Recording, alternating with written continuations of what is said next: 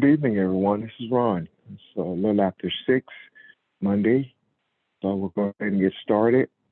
Uh, Before I ask if we'll have any questions, I want to ask Kathy. Kathy, we went over your question yesterday in pretty good detail.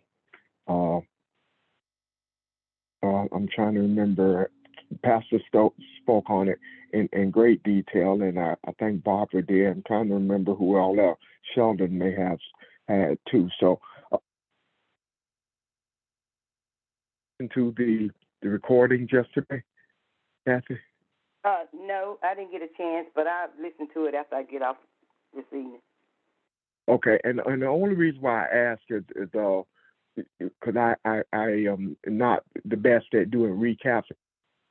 I think you get a lot of information out of that, and of course, if it leads to other questions, bring them to us, and we'll do it Saturday. But thank you for that question. It was a good question. Oh, okay. Sure will. Thanks. Yes, ma'am. So, and anybody else who remembers Kathy's question about from the book of Joel that Peter goes to in Acts chapter 2, he references that scripture. So we went over that yesterday. If you want to listen to it on the CD, I mean not on the CD, but on the YouTube recording, please do so, and we'll discuss it again if necessary. Okay. Anyone else? Any questions or comments that you may have? Hope everybody had a good Monday. Anything? Ron, this is Valerie. I have a question. Kind of want to know what are your thoughts on hearing? Well, I'm hearing that we're going to a cashless society, and that is the mark of the beast. We're going to what kind of society? Cashless. Cashless. Yes. Have you heard anything? If not, then don't, Well, I've heard that. I've seen something on either TikTok or YouTube. I haven't. I've kind of, and please, whoever else wants to elaborate on this, because you may know a lot more about it. I've gotten to a point, Val, that a lot of stuff I don't always pay a lot of attention to. I like where we are in the direction that we're going, and I try to concentrate on building a better me, or seeing a better me, revealing a better me is a better way of putting it. And I think that I've grown to a place where that trumps just about everything that I see that may try to distract us. So I've seen it, but I haven't given a lot of thought to it. It's not something that I thought was. But please, someone else that's may have some other information about that, and maybe can enlighten us.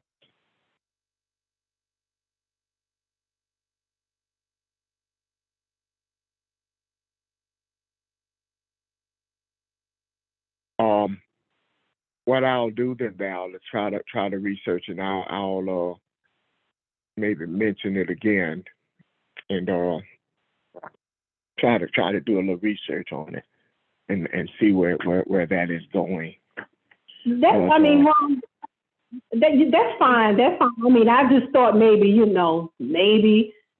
somebody may have, but if you didn't, don't even worry about it, because it just from what you just told me, just make me feel that, makes me think that, okay, Val, that's of no importance, Well, for me to get interviewed. Yeah, it hasn't been to me. I'm writing it down though. I'll look at it, but it hasn't been to me, because anything that deals with money to me is not a spiritual thing, and I haven't really paid a lot of attention to it.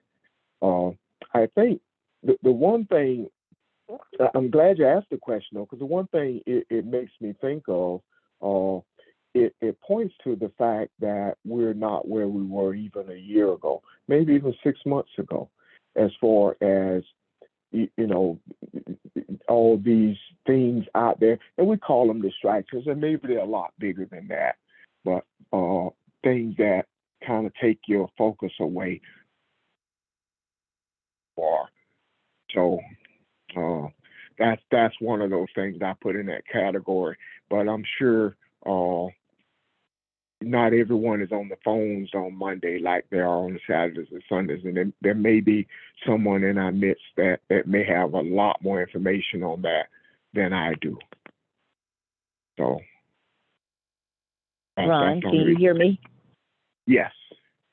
Okay, this is Kathy. I don't have a lot more information on it, but what I think Valerie is referencing is cryptocurrency.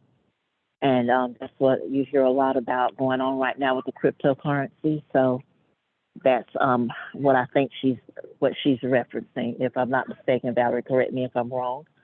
And so if you decide to look into it further, I think that would be a good place to start with just looking at the importance of cryptocurrency and where that's moving us as far as the nation away from a cashless society.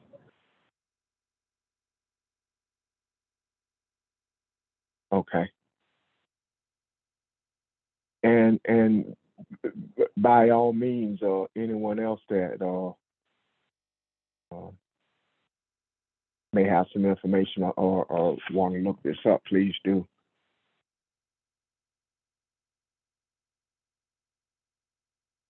So. Kathy, thank you for that. I mean, I really wasn't. I've heard of, when they talked about the cryptocurrency, and I guess in my mind, I was thinking it along the lines of, like you go in the stores, it's like they're not dealing with cash. Many of them, if you got to have a debit card or, credit card, something like that, everything is like, okay, there's not going to be any more money made. And I understand it's no big deal. It was just something that I just thought maybe somebody, probably looked into or thought about or whatever. Yeah. And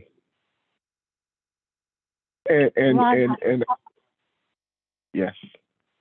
Hey, this is Barbara. However we follow up with this, everything is spiritual. Its basis is spiritual. And it doesn't matter if it's cash. It doesn't matter if it's a credit card or if it's cryptocurrency.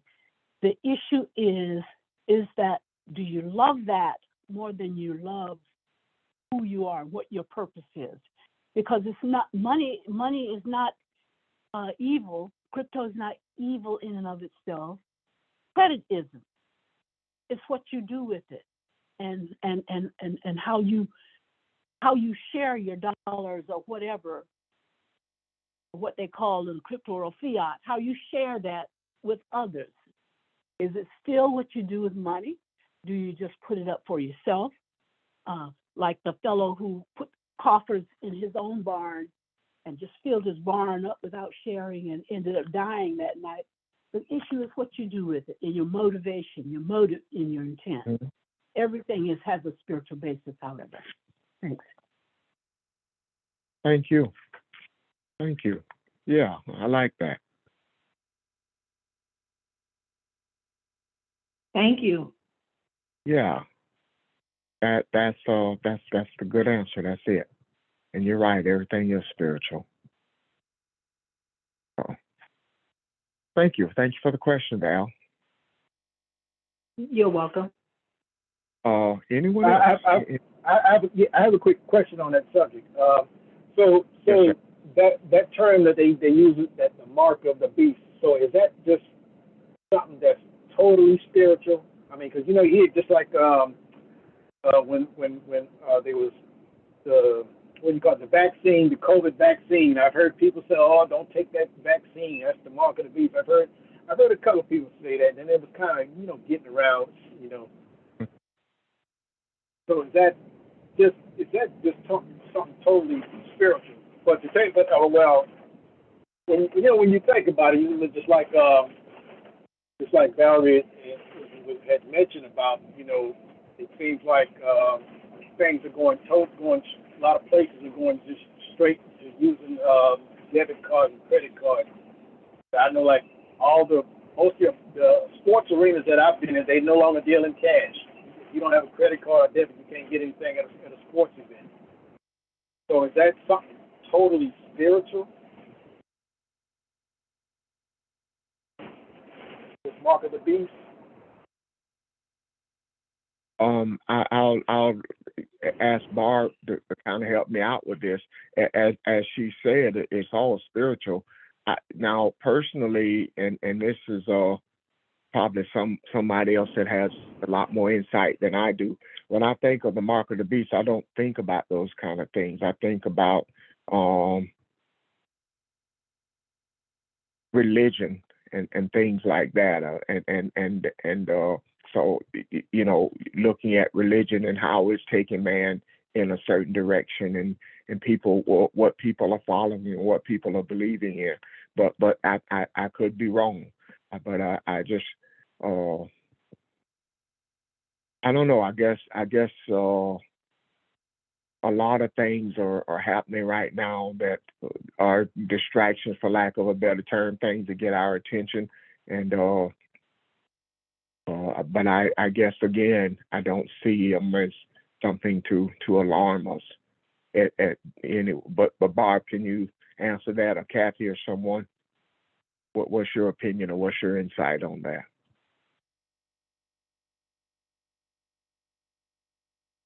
The issue about Mark of the Beast is much broader than just money.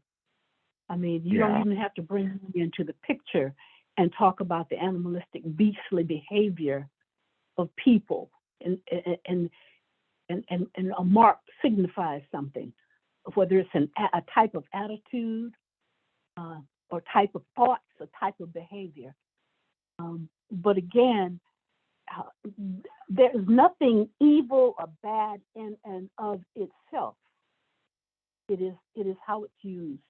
And the spiritual aspect of things like credit cards is that people can try to get you to use it beyond your means, and those things that get you off balance and out of balance. When you buy something that you can't afford, that puts you in a place of imbalance, because you're struggling. And as you said, Ron, you use the word distracted. You're distracted, and you have to find a way to pay off that bill. So it's not the card itself, but it's what you do with it and how you use it, and how someone has been able to distract you with it enough to pull you out of the sense of understanding who you are and what your purpose is. Anything that distracts you from that has the potential for being unright.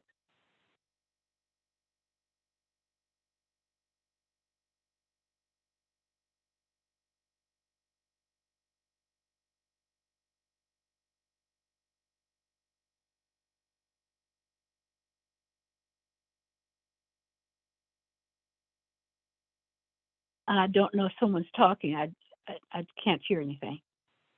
Okay, I'm sorry.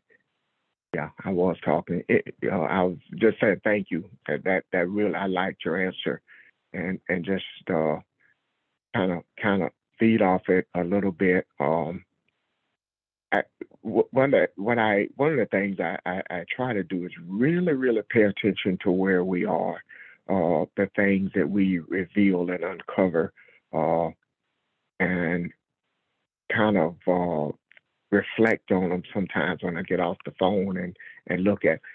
One of the things, I don't know if you guys have noticed, and maybe not paid the attention to it, that the importance to it, I think it's important, is we've been focusing on the here and now, not looking at the past, not looking at the future, but where you are right now, looking at uh, internally, and focusing on your breathing and where you are, and not giving a lot of thought to anything, and uh, trying to live in the past, trying to see what everybody else is doing, what your neighbor's doing, and this one has that, and this has happened, and so that's kind of the direction that I'm moving in.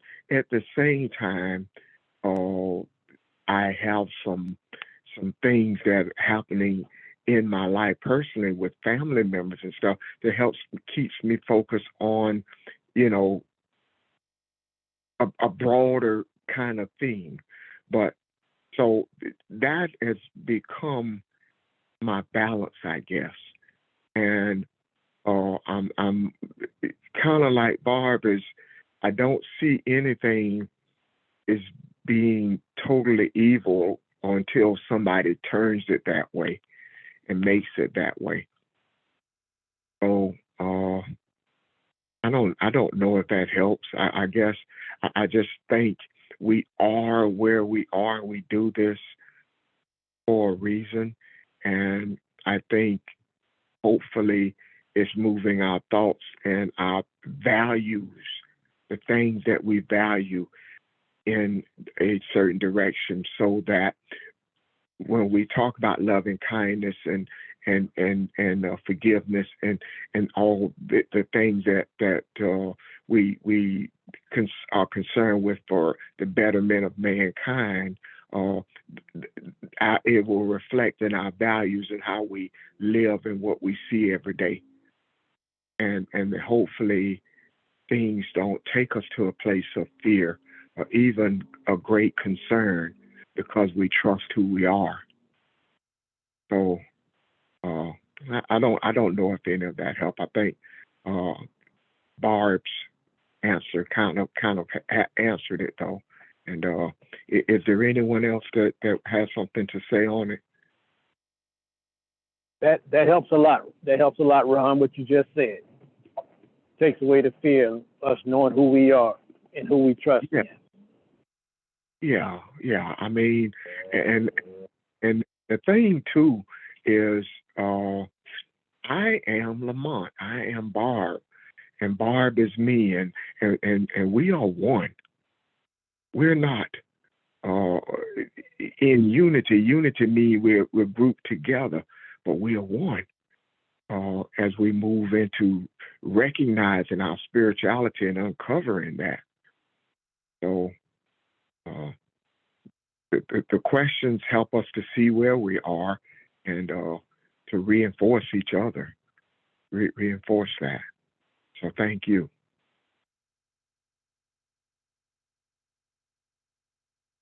Anyone else? Questions? Sheldon, are you on?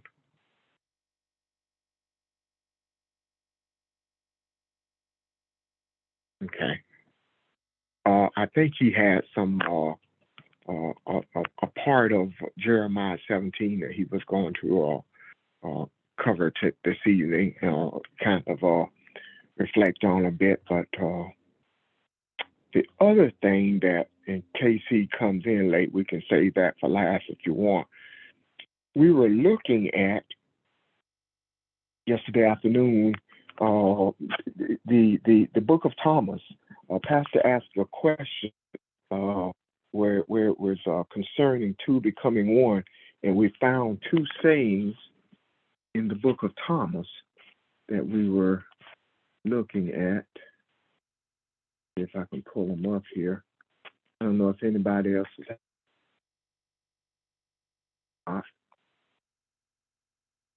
And just want to let you guys know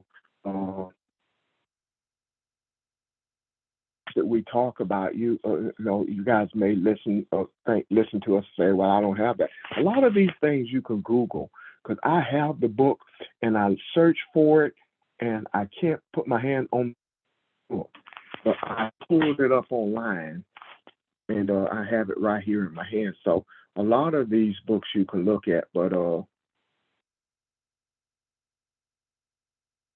I'm going to read first the one from 106, saying 106, and I'll come back to 22 because I think that's the order we did it in yesterday.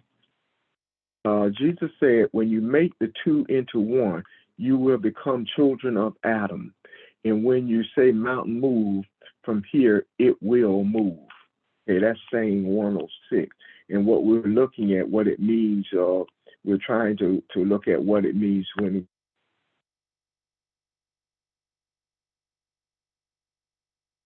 I think I just found this one was saying 22.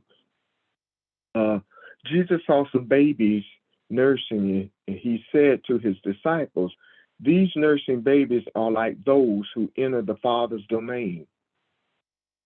They said to him, then shall we enter the Father's domain? And Jesus said to them, when you make the two into one, and when you make the inner like the outer, and the outer like the inner, and the upper like the lower, and when you make male and female into a single one, so that the male will not be male, nor the female be female. When you make eyes in place of an eye, a hand in place of a hand, a foot in place of a foot, an image in place of an image, then you will enter the Father's domain. Anybody, I think Pastor talked about this some on yesterday, but we talked about kind of opening up and looking at it again. Is there anybody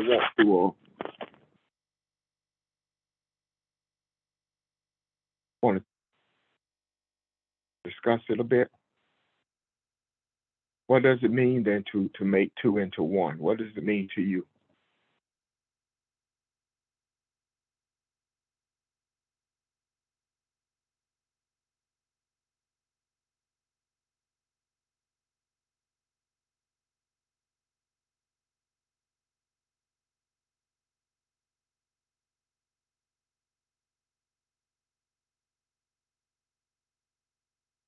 I think in saying excuse me, in saying 22, it starts off with talking about the nursing baby. So let's start from that perspective. Why does he use that as an example? What does the nursing babies have to do with making two into one? Because they said, then shall we enter the Father's domain? They say, nursing babies are like those who enter the Father's domain. They said to him, then shall we enter the Father's domain as babies? So what does that have to do with two into one? Anyone?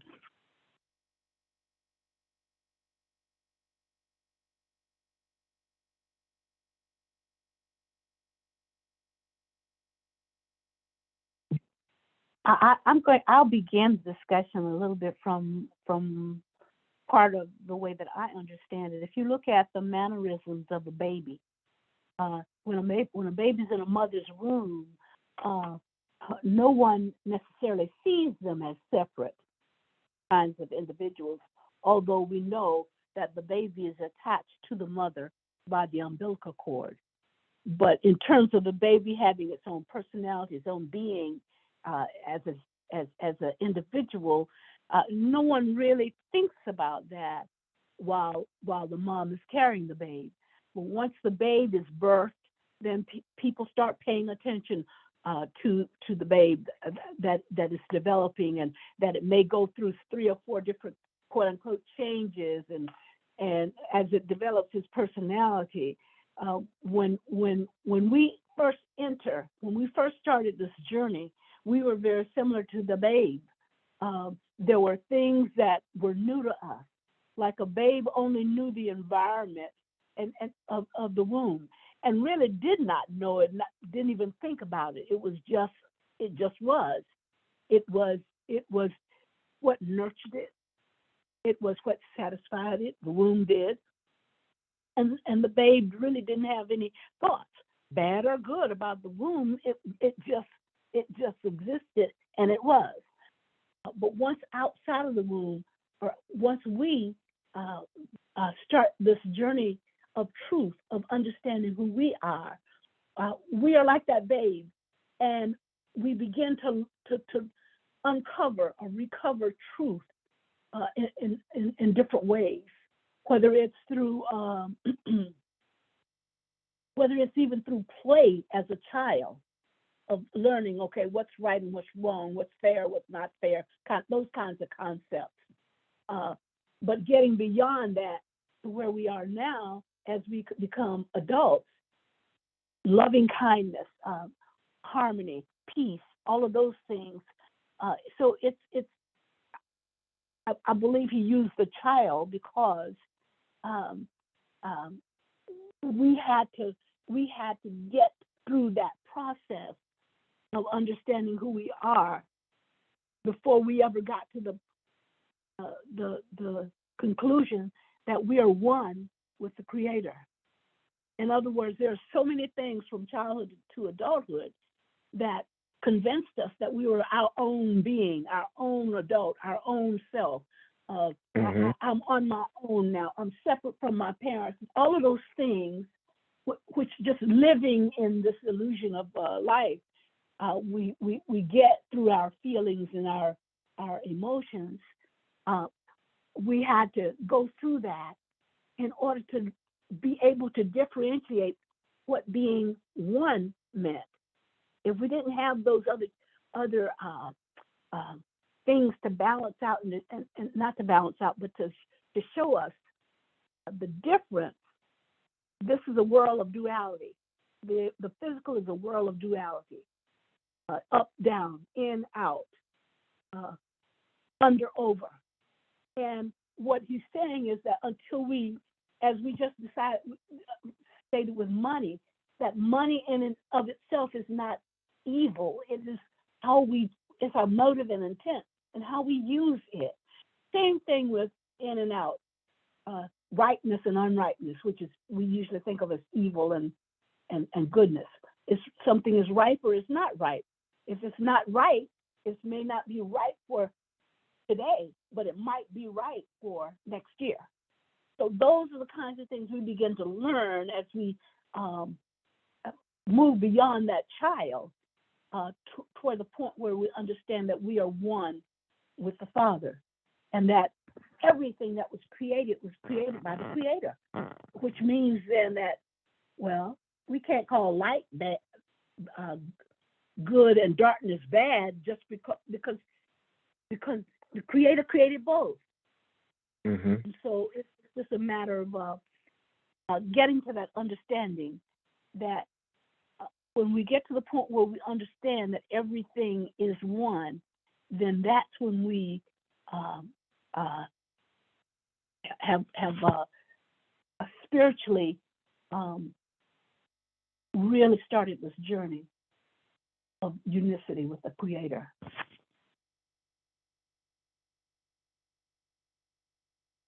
Thank you. Wow. Okay. Yeah. I'm just if I can kind of piggyback off that and kind of say it how I see it too, I guess, because I agree with everything you said. I remember when Pastor talked about the first time he said it at Greater New Faith, I don't remember if he asked us to do it or he just made a statement that he did it. But the first time he talked about giving up his free will, that really got my attention. And I left there that day because that was so new to me. That was not something that I had ever considered. And it kind of knocked me over. And the more I pondered it and thought about it, and I did not answer it to myself right away. I'm kind of like what Kathy said. I sat on it for a while because I couldn't forget it. And, coming back the week after and the week after and the week after, it stayed with me. And I started seeing the lessons from a different place. And I understood what that meant. And, I'm tying into what Barb said. As an adult, what we see and what we value and who we are, and when you recognize the journey you're on, you see that, or I did, and I could see the conflict there. I could see not so much that it was causing me problems, but how much more would I see I gave up Ron. And that was a decision to make. And so you talk about these babies and in a lot of ways it kind of coincides with what we looked at yesterday in the book of Acts. Because the question I asked myself is, of all the scripture for him to go to, why did Peter go to that? And one of the things anyway, Peter was saying to me was, it was right after the Holy Spirit was poured on the disciples and those that were in the upper room. So what he's saying is, when you become spirit, you are living in the now. You are old. He talked about old men. He talked about old women, as was discussed yesterday. He talked about young men and young women. You are a child. You are everything. You become everything. You become what is needed. You become wisdom. So just trying to link that to what Barb said, being spiritual is relinquishing the authority and the things that Ron valued that was earthy to Ron, to carry him on the journey that he thought it was going on, because his journey has changed. It is a new journey. And you enter it and you move to a point that being male, being female, it doesn't matter. You are what you are. You are what you are needed to be, your spirit. So I see it from an internal perspective, and I see it from a perspective of all of us together. We are or have become what is necessary to change the values of mankind in the earth. So yes, that's my long way of agreeing with everything that Barb said.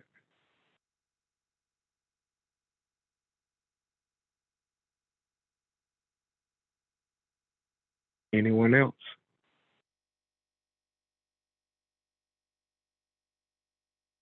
Does that make sense, y'all? Does any part of that kind of stick out to you, or does it make sense?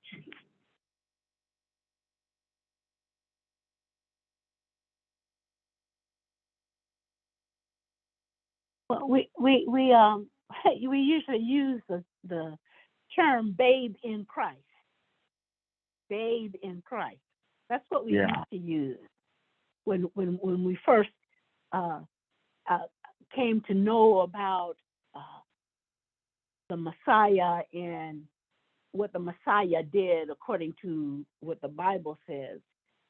And then people in the church, elders in the church, preachers in the church, people in church in general would say, "Oh, he's a babe in Christ. He's just getting started on this journey." It reminds me of our journey to recovery. We're similar to babes in a sense, in that while all of this is in us, it's got to be uncovered in us, and we need teachers. We need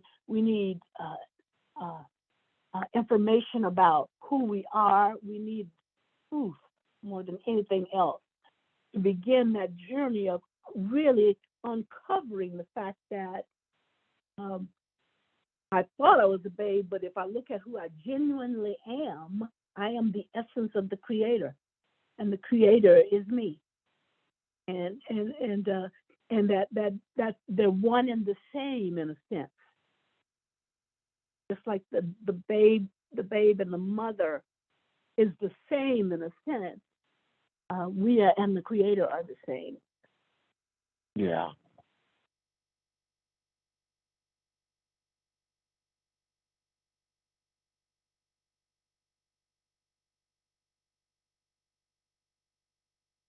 Anyone else? In no way am I saying that that I am above all of those things that people say, oh, are you blaspheming, blah, blah. That's not what we're saying. We're saying that which created us had expectations for us as created beings. And the more that we think like, that we act like, that we do like that which created us, the more we exhibit its likeness. That's all I'm saying. And if I can add something to that, as we started off with questions today, a babe, if you think about a toddler has his or her own world, and nothing bothers it, because that toddler knows where his comfort is. The toddler knows where his safety blanket is. If it's startled or someone does something, he runs to his parent, his mom, primarily first, probably. But that is his world, and that is the safest place for that toddler. That toddler trusts that this is where I belong, and it trusts that this is who I am, and I accept that.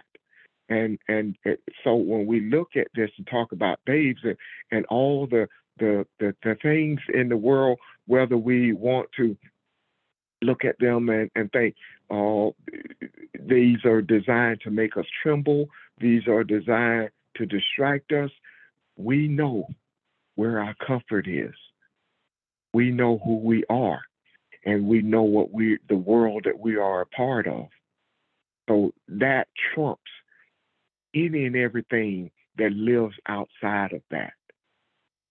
So as we move in the direction of understanding this and further seeing and understanding who we are and accepting that and growing in that, then there is nothing that can shake or move us.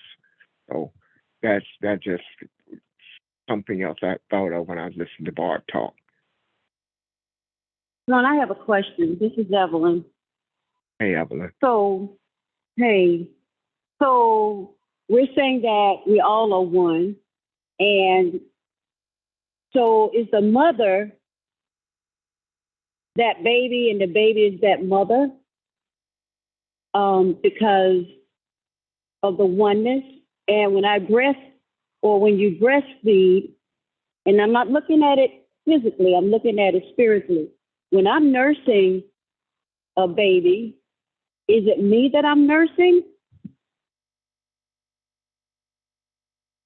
If we're one, and I know we are, is it me that I'm nursing? That's my question.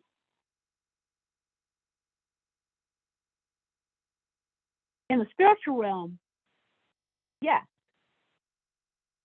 Cutting that babe off and not nourishing that babe results in some really negative stuff. So in the spiritual world, we all there is no babe and there is no mother. You know what I'm saying? Because all is one. It's in the physical that we see the dualities, that we see youth, we see babes, we see moms, we see dads, we see aunts and uncles in the physical. But in the spiritual, there's just oneness. And so I'd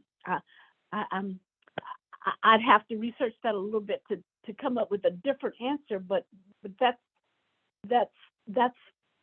what I'm drawing from the spiritual, that is the very nature of spirituality, of unity, that there is no dichotomy, there is no beginning and end, it just is. There is no first and second, there is no up and down, there is no dichotomy. Well, Ron brought up a valid point when he said we're not unity, we're one, because unity can be separated. So, and the reason why I brought that question up is because however I treat you or whatever I say to you, I'm saying it to me as well. I'm saying it to me because of the oneness. So that's why I asked that question. Am I the baby? And the baby me? Am I feeding myself? Am I feeding the baby? You know what I mean? So that's why I asked that question.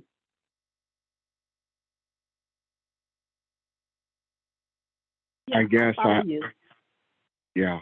Go ahead, Ron. Go ahead, Ron. No, I'm sorry. I interrupted you.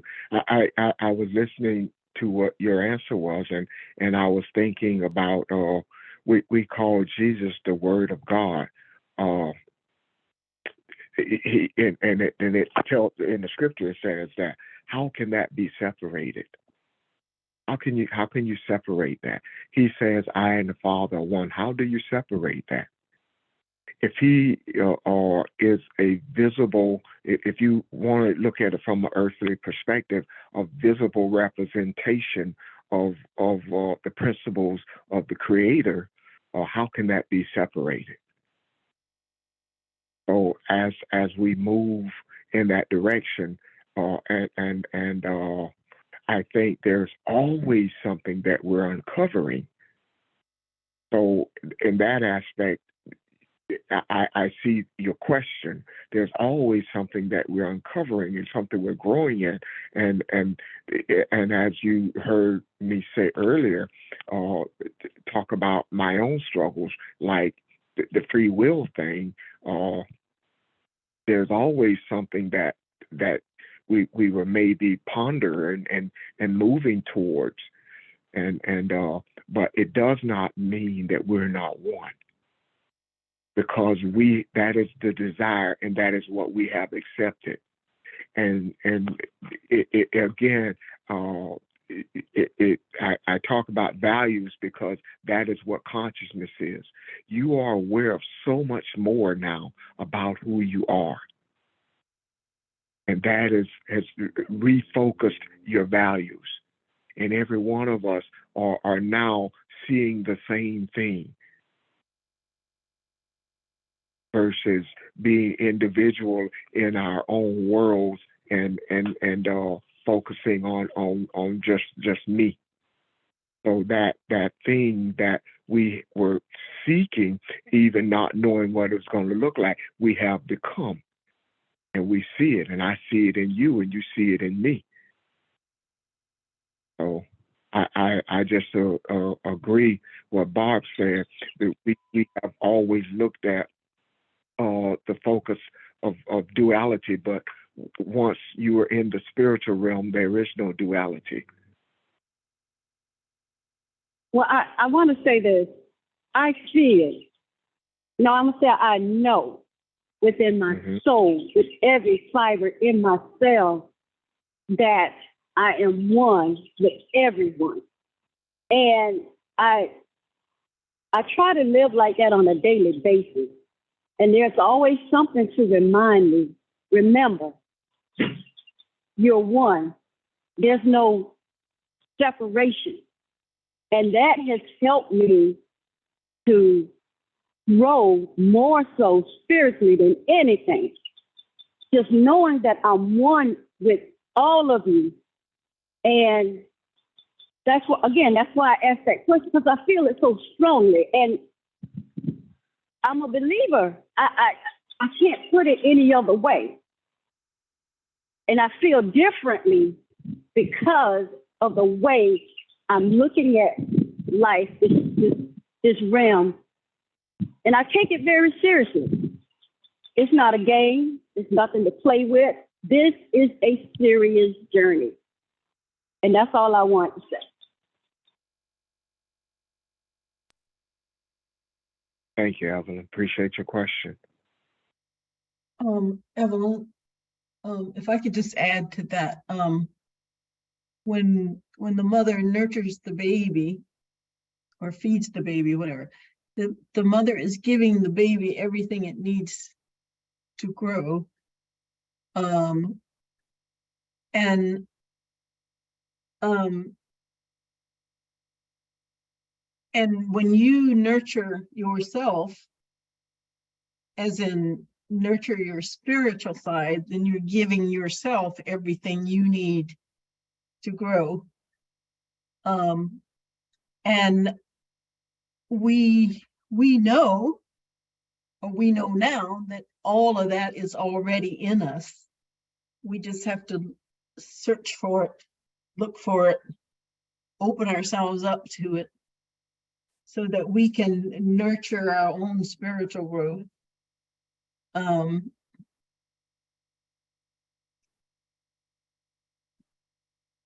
Anyway, I'm still thinking about it, so that's what I wanted to say up to this point.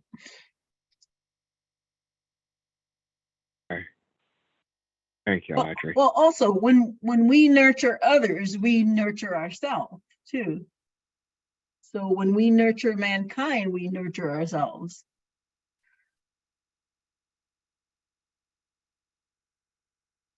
Okay. That is a very good point, because I've noticed that in my life. Helping others, I think, helps me more than it does the person who came to me.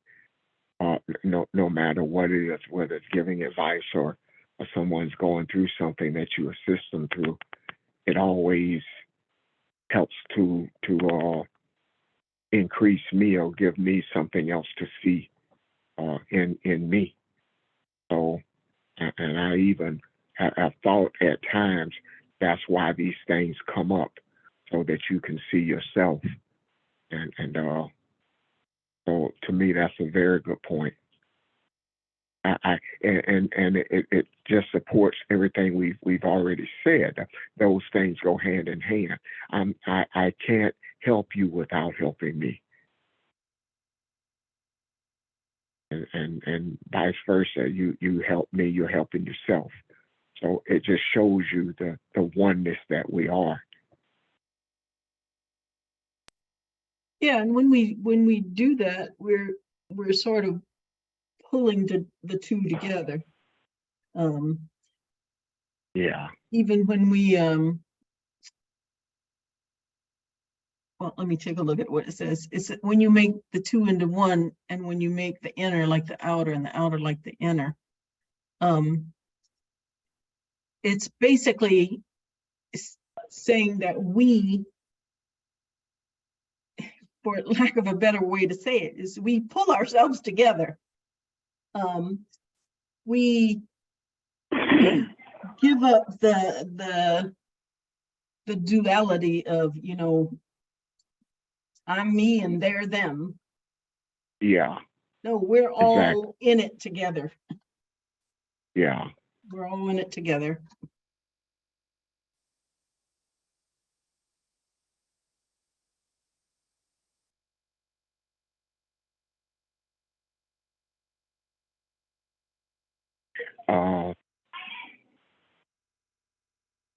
Recognizing that I am the universe is,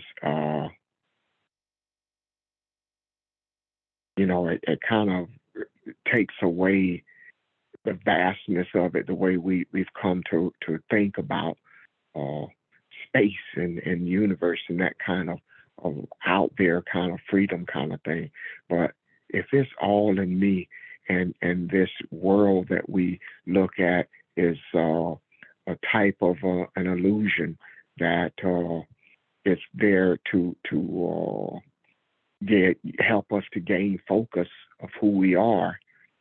And what I see is all those thoughts, feelings, and emotions are in me, and it is I who bring light to them. So the I is just a starting point. The I is a igniter, if you will. That part of me is what got me started. That was my original focus, but now the focus is on the broader picture. The focus is on the betterment of mankind. So you only look at that focus when you tune it in and bring it back to the here and now, and it takes the vastness of the universe and pulls it all together.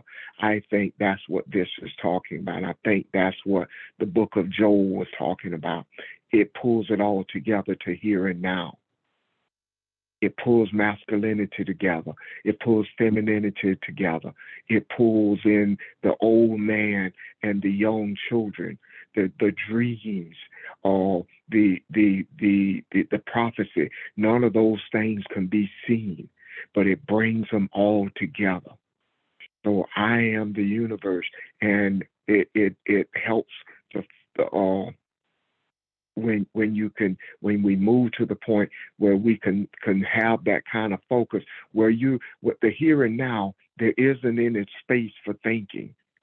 There isn't any space for contemplating things.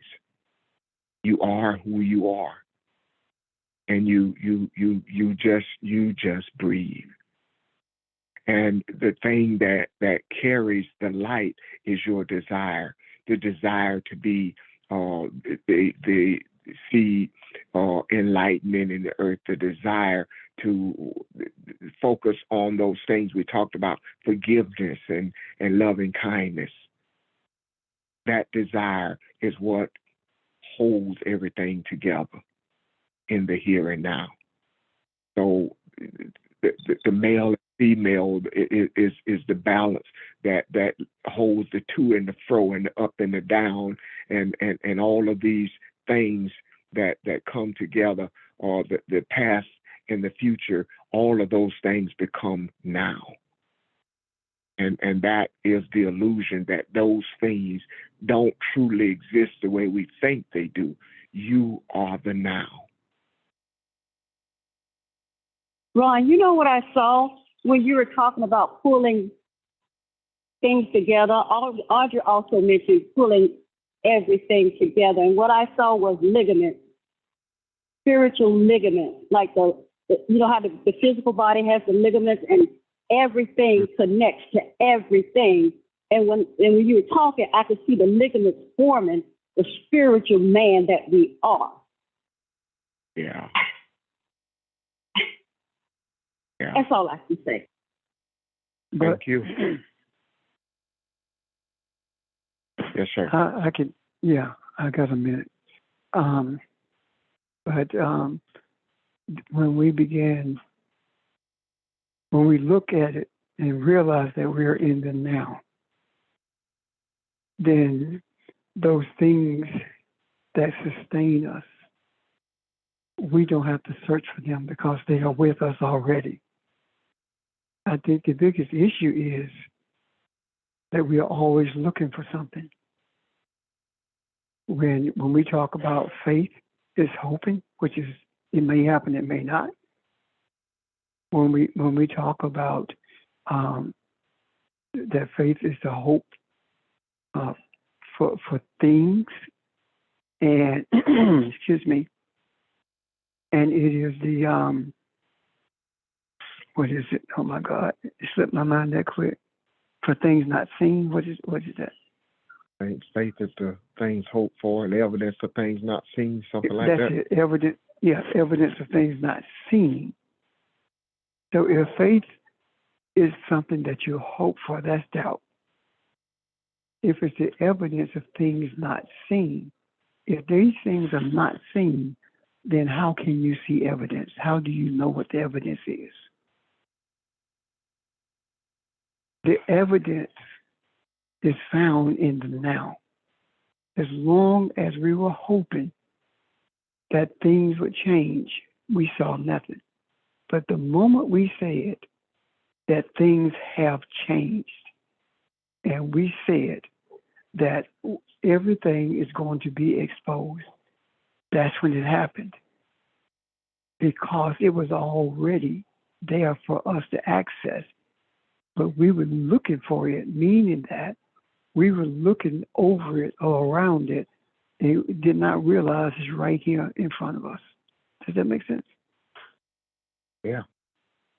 So when you deal with the now all the time, you would be amazed at how quickly your life changes and how relaxed you can become because you're not looking for anything and you're not running from anything. You are simply being still in the depth of your desire brings the understanding of wisdom to your eye. And that can be a continuous thing if we desire to be a continuous thing, and if every time we think about something that happened in the past and we feel some kind of way about it, we need to deal with that by separating from it. And those things that we don't have, we trying to, I'm going to get this, I'm going to get that. No, if you live in the now, you got it. And what I mean by you got it in the Creator's timing. The Creator is times how we receive anything. An example of that is this. Look how long it has taken for us to begin to understand the depth of the scriptures in terms of spirituality of them. Look how long it's taken. It wasn't time. And I think that there is a spiritual initiation process, not because the Creator doesn't know what's in you, but you don't know what's in you. Excuse me. And it takes time for that to purge. Does that make sense? Can you see what I'm saying? Yeah. So I suggest very strongly that everyone make every effort to live in the now. And when you live in the now, the two is one. The two is one when you live in the now. And I'm going to say something that church does not like to deal with.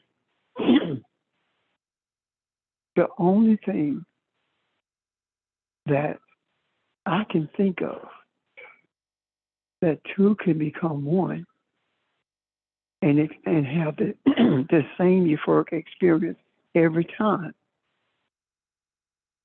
is when there are two people are truly intimate with each other and their hearts are tied together. Every single time they become one, they experience that euphoria. Nothing else on this earth that I know of that does that. To me, that is a message. And the message is the euphoric experience you have when the two becomes one is tantamount to the experience the spiritual being that you become when you become one spiritually, when there is no longer a male or female, but there is simply one, and Adam. Does that make sense? Do you understand what I'm saying? Yes. Yeah, that's a powerful statement too. Yeah. But that's the only way that I know of that you can experience it over and over again. Any questions about that?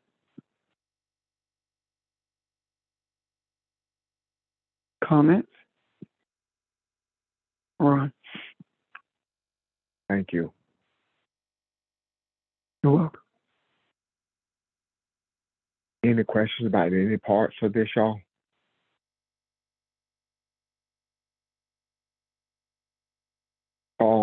Do you see how powerful the book of Thomas is? And Pastor, go over one more time for those who not familiar with the book of Thomas, where we get this from and why we're going to it. Okay. Please. The book of, if you remember, when Jesus was in the upper room, it was Thomas who questioned him about the resurrection. He said, touch me. And then when Jesus told them they know the way, it was Thomas who said, "How can we know the way?" And Jesus' response was, "I am the way, truth, life, etc." That's the same Thomas who wrote these sayings. And because Christianity, the organizers, the originators of Christianity could not manipulate those books, Catholicism, the Catholics could manipulate them. So what they did, they actually threw them out. Thomas, Book of Mary, etc. But they are just as legitimate as Matthew, Mark, Luke, and John.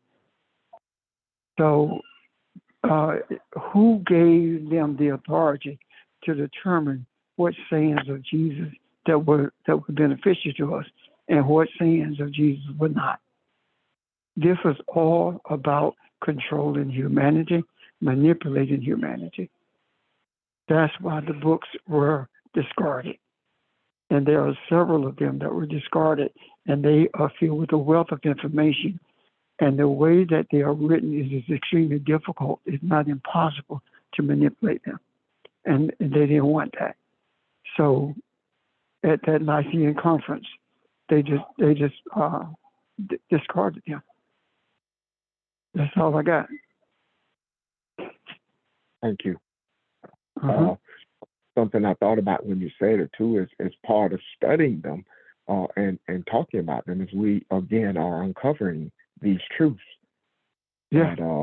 that have not been that have been left covered until now. Yes. So, anyone, questions or comments about what we've discussed so far?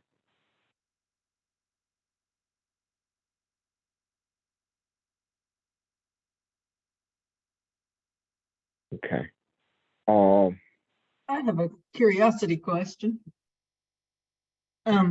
Might these books that were tossed out of the Bible be this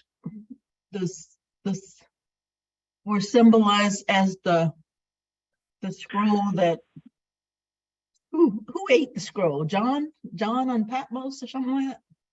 Yeah. On Patmos. Yeah. Remember Yeah. when he ate the scroll? Yeah. And it said it would be revealed at a later time or something. Yes, I do. Could be the symbol of him eating that scroll be related to these books that we are uncovering now? Yes. It's related to that, this discovery of them now and at the right time. Because the Creator is the one who chooses their time. That anything is that exposed to us. I was sharing with Ron that when I first entered ministry, my aunt gave me a book, the Encyclopedia, the Lost Books of the Bible. And my aunt was a staunch Christian, but she gave me those books even though they were called pagan, and we were not supposed to read them. And I did not understand the reason that I received that book from her until recently. Matter of fact, yesterday, or day before yesterday, the Creator was putting something in my hands that would guide me on a journey that I had no clue about taking. Because I read, well, if I had it in my hand, I read it. And never discussed it. But having read it, I can see now how much stayed with me and prepared me for where we are right now. I say that to say to Audrey, to the rest of us, John's eating of those books is no different than what we are eating right now. John's eating of the scrolls was speaking to the ingestion, the spiritual ingestion of spiritual truth that could not be revealed until the right time. And I do believe that our diligence, our desires, our tenacity has led us to this place where, yes, they're being uncovered. And we are actually understanding what's being said. But I don't think we would have understood it, earlier. We read it, matter of fact. And a lot of it we didn't understand, but now it's different. So, long way of saying, Audrey, yes. Yeah. So I have a question before we end. I always thought that Revelation was always the beginning, and I don't know where Genesis come in at, but I always thought that Revelation was the beginning because it's uncovered truth. It talks about. I always just thought that it was the beginning. That's just a thought that I've had. Well, Revelations is two things. Revelation covers and it uncovers. Revelation covers the deeper understanding of spirituality and tells us in plain language what things are going to look like. And at the same time, it uncovers that so we can see it. It also covers it up so that if you don't have a desire, if you're not committed, if you are not serious about what you're doing, it will not be revealed to you. And that's why they make it up as they go when they deal with Revelation. It will not be revealed. A new heaven and a new earth. They deal with that like you're going to heaven, a new heaven and a new earth coming out of heaven. And when it talks about the golden streets, they are talking about in heaven when it's talking about Jerusalem. So the revelation, the understanding of those books only come to those who are committed to understanding what truth is and being guided by it. Does that make sense, Evelyn? Yes, sir, it does. Thank you. You're welcome. Thank you for the question.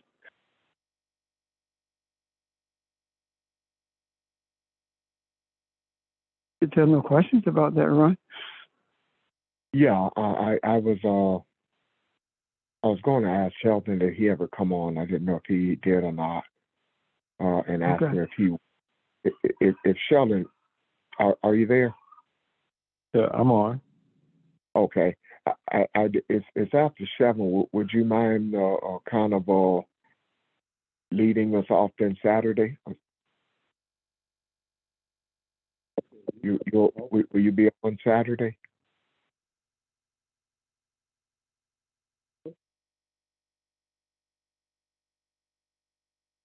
Hello? Hey, Sheldon. Okay. Repeat yourself. You cut out.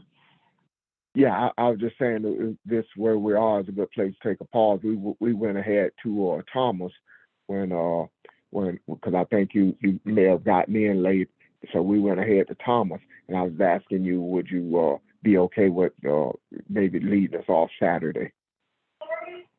Yes, I can do that. Yeah, okay. So we'll take another look at Jeremiah 17 Saturday. We looked at a lot of stuff this evening. We had some questions. Everybody okay? Questions or comments? Ron, this is Charles. Yes, I have a question. Yes, sir. You remember when you were saying two become one, and everything he always deal with you as a child, and we always know that your mother is the one that nourished you and take care of you, and your father he's supposed to raise you in the way of God too. Okay, now during that time, his childhood, from baby to toddler on up, he is being one with his parents. Mm-hmm. And I'm thinking that's the physical thing. But as he grow up and start being a teenager man, that's the only way I can put it. He started seeing things a whole lot different than what his parents taught him. And as he growing up as a man, he moved away from these physical things that his mom and his parents was teaching him. He started to looking at life a whole lot different. And that's when he started to get the knowledge and the understanding from God. He don't get it all at once. It's a time, being with God, learning who he is and what he stands for. That's when the two become one. That's when he started having two become one again. And that one is a spiritual thing, because the way I saw it is the way that Abraham and his father, he was under his father's protection and learning all about things and the way things happen. But when he grew up, becoming that man that he was, he saw things different than everyone else saw things. And God was talking to him, and his father wouldn't move no further than what he was. So the talent or the balance or whatever fell on Abraham. And then when God told Abraham, you have to leave your father and your mother and your land that you in. It was a hard thing for him, but he did it. And that's when him and God didn't become as one right then, but it took the trials and tribulation of him going through his lifespan, they became one. You covered a lot of ground there, Charles. You said a lot of stuff. I like it. I'm gonna ask Pastor to kind of open that up and kind of help us see what Charles is saying. I see it. I don't mean it like that. I think Charles sees it clearly, but I want to let Pastor handle that, if you don't mind. Okay, I'll do my best. If I was hearing Charles correctly, what he was saying is that you have to go through something. There are trials that you go through, and you're not being tried to see if you're worthy. You've been tried so you can see what's in you and find your place of dedication, or find your place of desire. You have to do that for you. Abraham did that. The reason the story is written about Abraham is because of his name. When Hay was added to his name, the two became one. It doesn't mean that the Spirit was not with him then. It doesn't mean that the breath was never with him. What it means is he became aware of it. And when he became aware of it, his life did change. And the scripture is telling us, when you become one with who you are, meaning the spiritual you, it is at that point that everything in your life begins to change. And you will find that it's easier, not easy, but easier to live in the now rather than being scattered to the past or to the future. That's all I got right now, because I can talk more, but we are in a place where I think that should be ample at this moment. And if not, we can go deeper into it later. Okay. Thank you, sir. Charles, if hold on to it, and if you want to elaborate on it more, we'll look at that as well. Saturday, okay? You're talking to me? Yes. Yes, yes. Yeah. Okay. Okay. Well, again, we've covered up this evening, and I thank everybody for the questions and comments and the discussion that came from it. And if there's anything that you want to go over again or any questions, please jot it down. And if you don't want to ask the question, send it to one of us, and we'll be happy to discuss it. Okay? All right. All right. Thank you, guys. Thank you. I'm sorry, go ahead. Okay. Thank you, and everybody have a good evening, a good week, and look forward to Saturday. Have a good evening, everybody. Thank you. Have a good evening. Bye.